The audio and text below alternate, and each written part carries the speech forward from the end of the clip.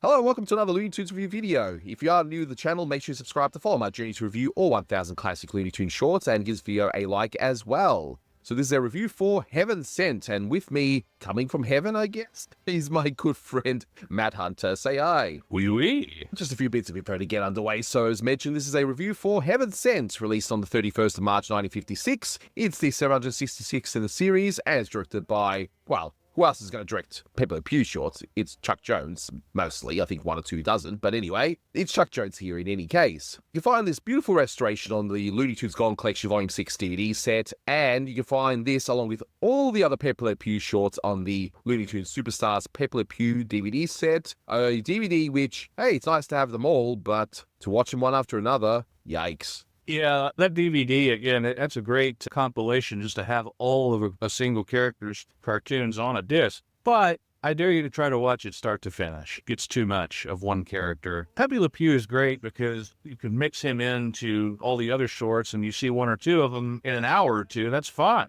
And they were only meant to be seen once every blue moon in a movie theater, you know. Like you were saying earlier, you watch one of them just by itself and, you know, you've never seen another one and you think, oh, that's great. You know, I like this cartoon, but there's also another dozen or so like it. So if you have seen those others, then you're not going to be as engaged with it as you would be if you're a new viewer. Yeah, 100%. And this one, I actually pretty much forgot about it, if I'm being honest. There's another reason for it, and I'll definitely get to it as we go through this review, but you won't find it here on YouTube, unless Warner Brothers themselves choose to upload it on their own YouTube channel. They might, I don't know, but if you haven't seen this one, this is probably the most generic Pepé Le Pew short out there, or at least one of them. It'd be definitely up there in terms of genericness. You got Penelope, she wants to eat, she's chased by dogs, she ends up disguising herself as a skunk, chases dogs away, and Pepe thinks she's a skunk, and that's that. So standard. This one actually is in a French setting, as opposed to a lot of the other ones would kind of switch up the setting a little bit.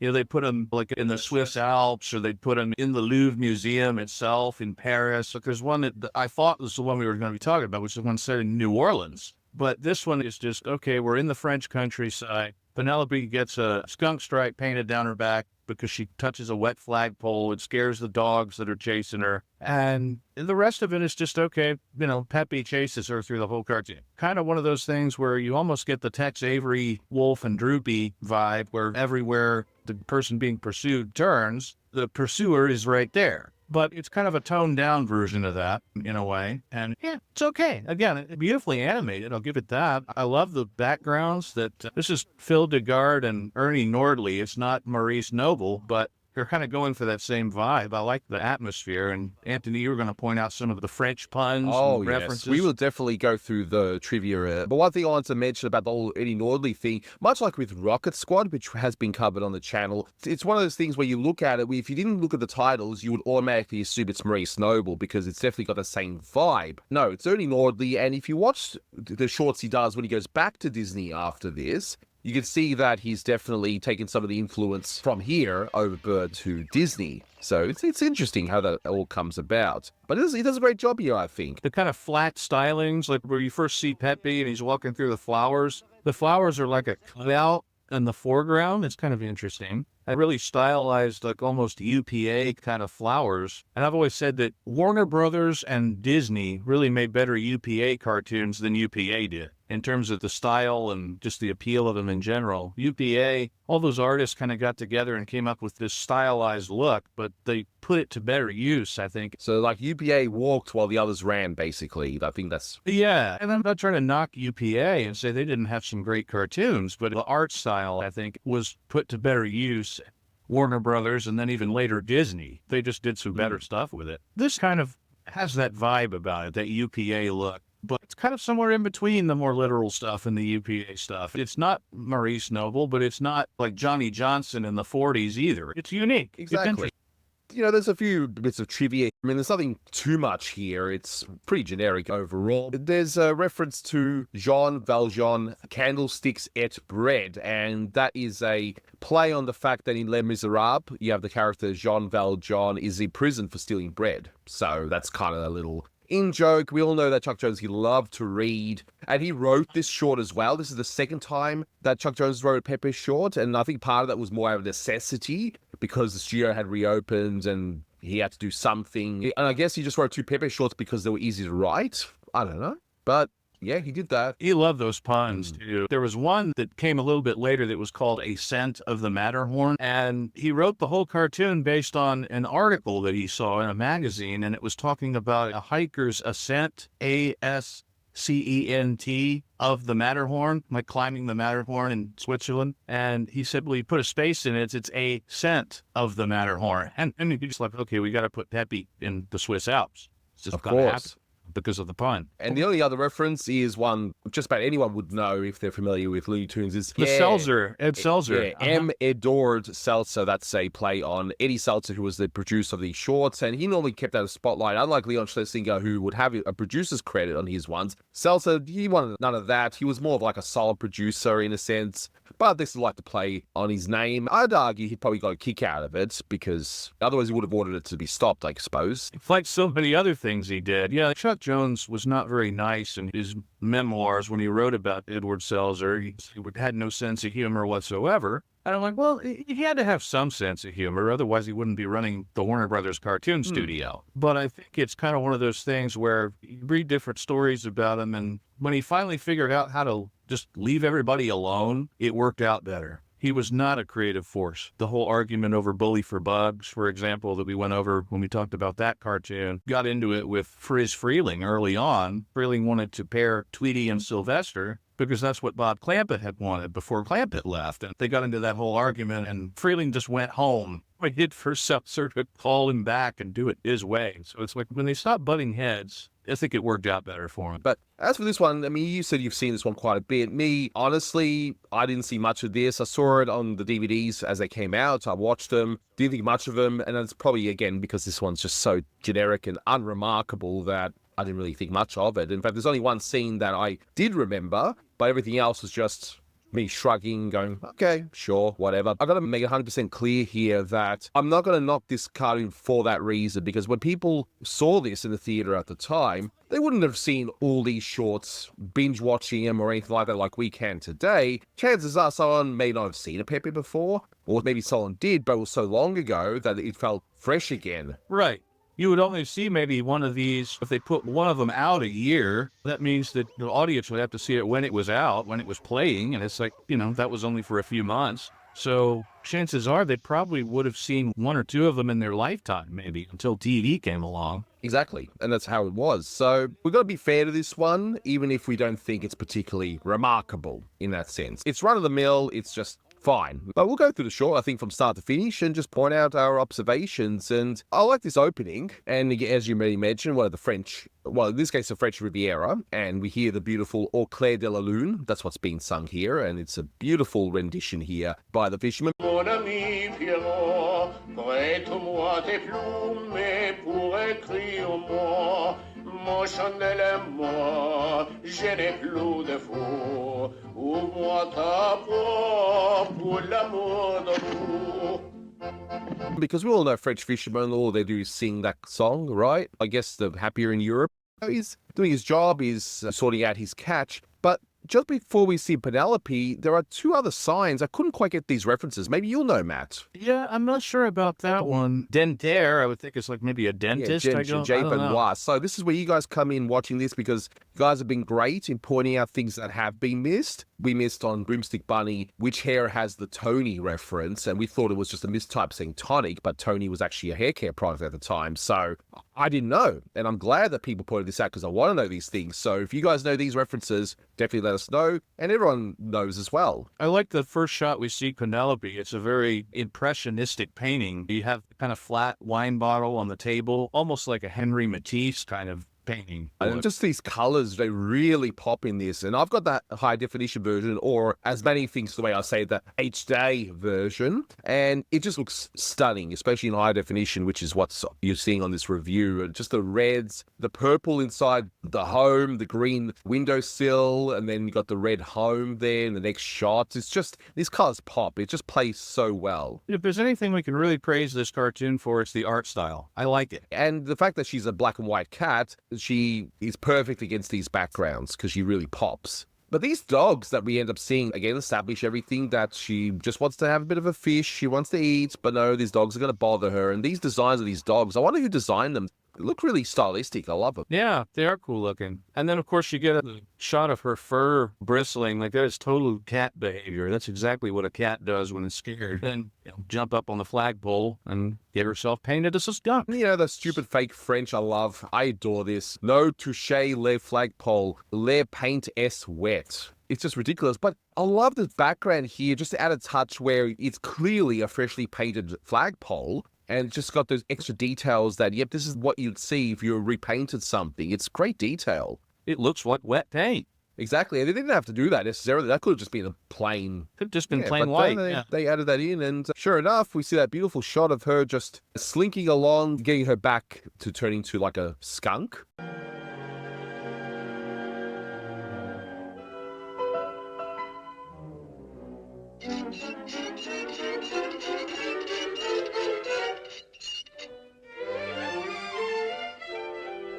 That's pretty much the challenge of every Pepé Le Pew short that, as Chuck Jones himself has mentioned, is how do we get Penelope or whoever to turn into a skunk? How do we get the paint on her? So this was pretty clever. And then she scares the dogs and they hide in bird nests and bird houses. And one of the signs is "Lair Yellow Dog In." Just perfection. One somehow gets inside the actual gaslight lamps. I know a lot of them did get converted to electricity later on, but originally those were powered by gas, and you would have someone at night turning on each and every one of them. You know, they would just light up the lights. Like the thing in Muppets Christmas Carol, where you have Gonzo and Rizzo. They're lighting one. It's like, light the lamp, not the rat. That's pretty much what they actually did. There was someone employed to go around to switch on those lamps. Night lamp lighters. But later on, they would convert them into electricity, but they would still keep the style, which is great because they look amazing.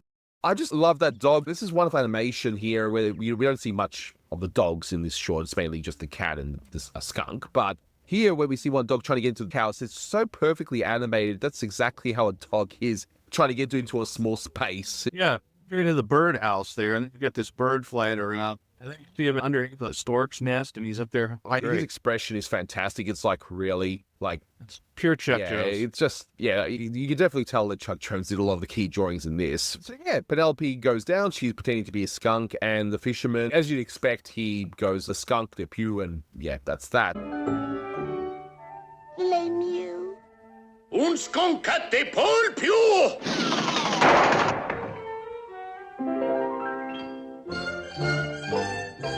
So, I mean, we did say this was a stock standard Pepé Le Pew short, didn't we, right? Yeah, it pretty much hits all the beats, but this one, Penelope's actually happy for a minute. She succeeds because, oh, well, now I'm painted like a skunk and everybody's scared of me, means I can eat my fish in peace. And you see her in the park and she's lying down and she's full and you see the little fish skeleton next to her. And then all hell's about to break loose because we hear Pepe off in the distance and then we see his tail above the flowers.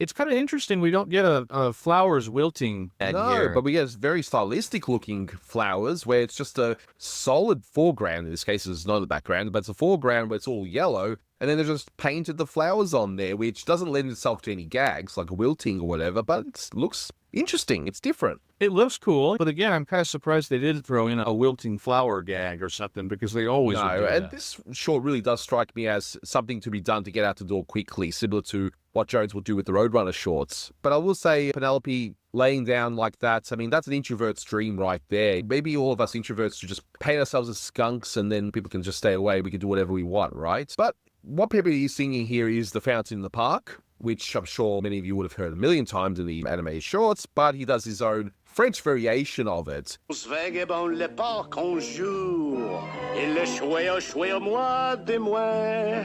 I was taken by surprise by a pair of roguish eyes. In a moment, my pajato stole away. But he continues it when he's trying to woo her for the first time, which I thought was interesting. It was different. That's kind of fun. And of course, Mel Blanc had fun with it. Oh, exactly. And when she does wrestle away from him, he does make the point that she is surprisingly strong. Well, I'm strong as well. These quips that you hear from Pepe, it's fine. No, it's not, again, not remarkable, but it's fine for what it is. A smile was all you gave to me. and we will be as happy as can be.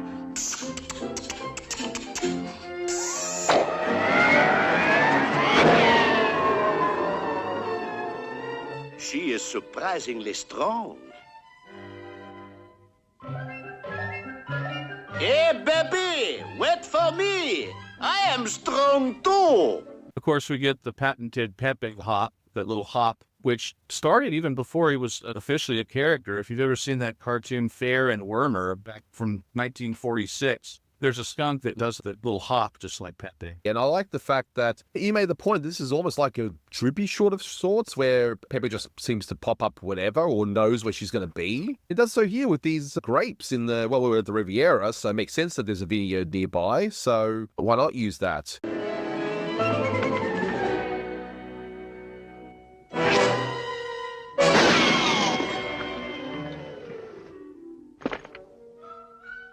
She looks everywhere for me. She find me. Then she run away. Why? You don't see Pepe go and hide in this barrel of grapes or anything like that. You see at the previous scene, he's just chasing her. And then you follow it up with, again, she goes and hides in a tree and he's already there. And that is definitely something that was borrowed from Tex Avery, those cartoons like Dumb Hounded and Northwest Hounded Police, where the wolf is trying to get away from Droopy. And every time the wolf tries to hide somewhere, Droopy's already there. You don't see how he gets there, but he just is. And he's also even has Pepe questioning himself a little bit here. You just wonder why she looks everywhere to find him and only to run away straight after. So it's like he's questioning himself as well. It's like, Pepe, you almost got it. You almost got it. You know? Yeah.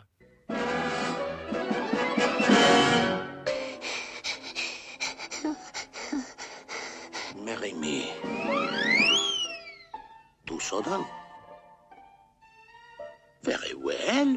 I shall play not quite so easy to get. It's like you almost got a clue and you almost made a meta joke. Almost. Almost. She hides in the tree, and I like the fact that he's like, marry me? What, too sudden? And he's still wondering to himself, maybe his proposal is too sudden, and he decides, you know what, I'm going to play hard to get, and he hums, and the band played on to himself. Waltz with the blonde strawberry and the band played on. It won't be long now. Wow, this really is generic. It's like this middle part of the cartoon, aside from kind of the Tex Avery tribute, there's really not a whole lot going on with it. Honestly, I think it needed maybe somebody other than Chuck Jones himself to kind of punch it up a little bit. If we got some actual comedy beats or something, after you get the great thing and the tree thing, I'm kind of standing in the road waiting for her, and hugs her again and squeezes her again. It's like, okay, where is this going? And it really doesn't go anywhere. Exactly. But we do get to one of the more memorable bits of this short, I would have to say, is the echo point, or Le Echo Point. It takes us a while to get there, but I like this gag. It's a nice one. What's interesting about the animation here is as he's exclaiming the I love you, his eyes turn to dot points briefly.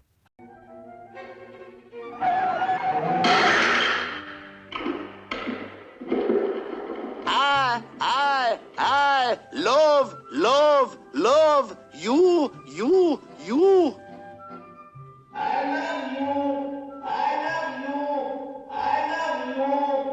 Yeah, that is a little weird. I wonder if that was just an animator that wasn't as familiar with him. It's kind of strange. Who knows? But again, even the stuff leading up to this point, there's a few bits I do like, you know, when he goes, what's the matter, baby? Like he'll just mutter nonsense French. Vous le vochez, un chevrolet de la tous les grands sons des jours petits, on cherche vous, elle fait comme la what's the matter, baby?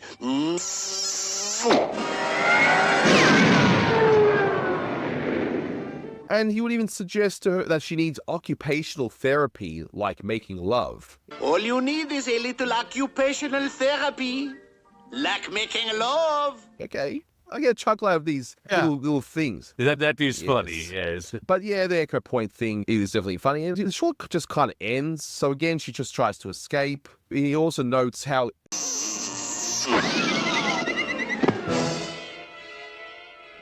Did you know that when you are in love, it is almost impossible to get insurance? But then, security isn't everything. So, yeah, we got that. I think it's kind of funny that he can hang off a cliff by 1 foot and not freak out. He's not deterred by that at all. He nearly falls to his doom. He's just hanging there by his foot. And we don't even see how he gets out of it. He's in love, so that's pretty much what it is. But the shot just ends, though. He approaches the tunnel. Lair tunnel is blocked. Penelope, we know, is already in there. And he goes, there is very little difference between men and women. And then he declares, Vive la différence. Vive la And différence. hops in and then just ends. It could have ended better. Yeah, the art style is great. The animation is great. Some of the gags are great. It's fine for what it is. I'm not going to diss it. I'm not going to knock it. But it is kind of a slow one. Again, if people haven't seen a Pepe before and they see it for the first time, they'll likely get a kick out of it. And it's not a bad cartoon, it's just unremarkable, except for the art style and the animation. In terms of a score for this one, look, I can't be too harsh. Yes, I've seen a million Peppers by this point, and the shtick does wear thin, but it is competent. So, I don't know, 7 out of 10, I think. Like 6.5. It's fine for what it is, and this could be someone's favorite Pepper short. Maybe they grew up with this one over the others. Who knows? But at least we covered it, and we've gone through the references for you. So, yeah, that'll do it for this one. Thank you so much for watching, guys, and until next time, take care. There is very little difference between men and women, but vive la différence!